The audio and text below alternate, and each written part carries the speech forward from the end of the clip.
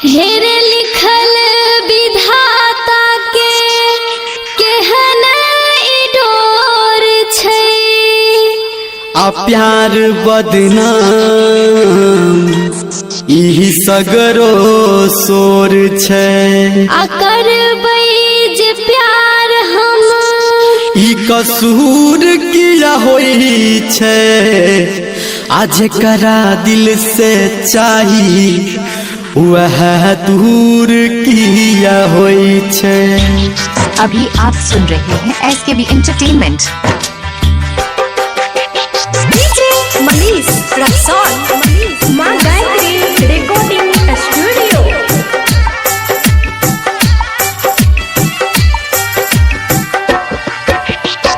जहिया तोहर शादी है तो नहीं हेतै तू टेंशन किया लै छी। जहिया तोहर शादी है तो चढ़ के जब वही डोली खाक जान मरबो हम गे जहर के गोली खा के जान मरबो हम गे जहर के गोली।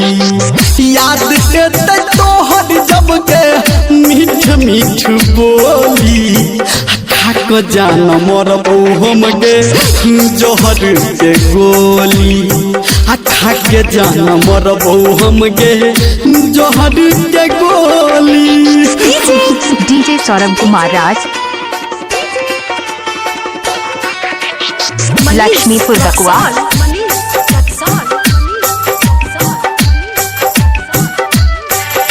अभी आप सुन रहे हैं सावरिया म्यूजिक।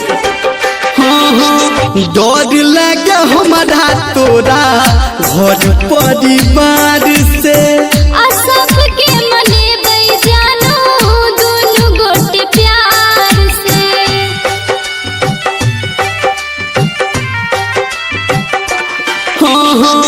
डर लगे हमारा तोरा घर परिवार से आ सबके मनेबै जानो दुनु गोटे प्यार से। आ मांगलो पे भरतौ नहीं जे गे आ मांगलो पे भरतौ नहीं जे हमर के झोली खाक जान मरबो हम गे जोहर के गोली खाक जान मरबो हम गे जोहर के गोली। DJ सौरभ कुमार राज बकुआ। डीजे मनीष रक्सौल। अभी आप सुन रहे हैं अभी आप सुन रहे हैं धर्मेंद्र निर्मलिया को। तोरा से बिछड़ के हम तो जीवो नहीं चैन से। आ तू कर न किछो हम मर जेबो आइन से। DJ सौरभ कुमार राज,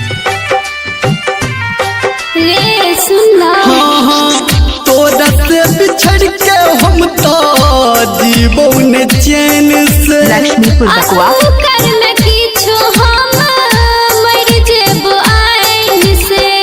कहो धर्मेंद्र तोरा गे कहो धर्मेंद्र तोरा मुँह अपन खोली खाक जान मरबो हम गे जहर के गोली खाक जान मरबो हम गे जहर के गोली।